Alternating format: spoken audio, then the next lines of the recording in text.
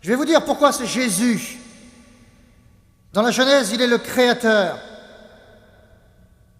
Il est l'agneau d'Abel, l'arche de Noé, le bélier d'Abraham et les puits d'Isaac. Il est l'échelle de Jacob et le rêve de Joseph. Dans l'Exode, il est le tabernacle pour le sacerdoce.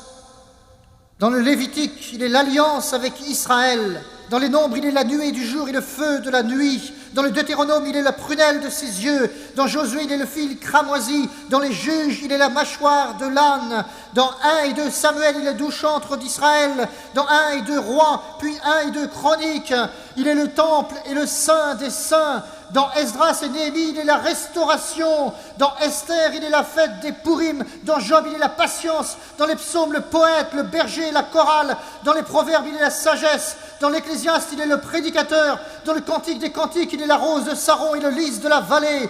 Dans Ésaïe, son nom est merveilleux, Dieu puissant et prince de la paix. Dans Jérémie, il est le baume de Galaad.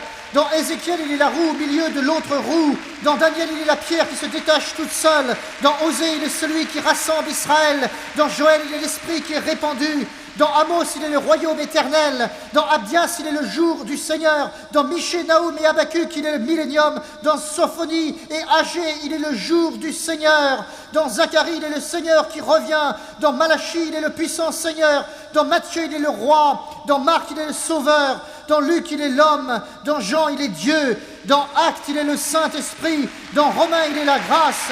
Dans 1 et 2 Corinthiens, il est les dons de l'Esprit.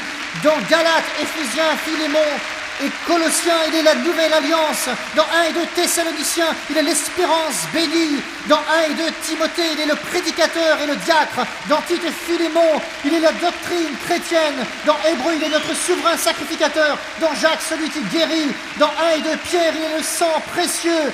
Dans 1, 2 et 3 Jean, il est l'amour. Dans Jude, il est la foi originale. Dans l'Apocalypse, il est la vision. Il est les églises, le livre aux 7 sceaux, les 7 trompettes, les 7 sceaux, les 7 coupes, les 2 témoins, la femme revêtue de soleil, le cœur qui chante Alléluia, la nouvelle Jérusalem, le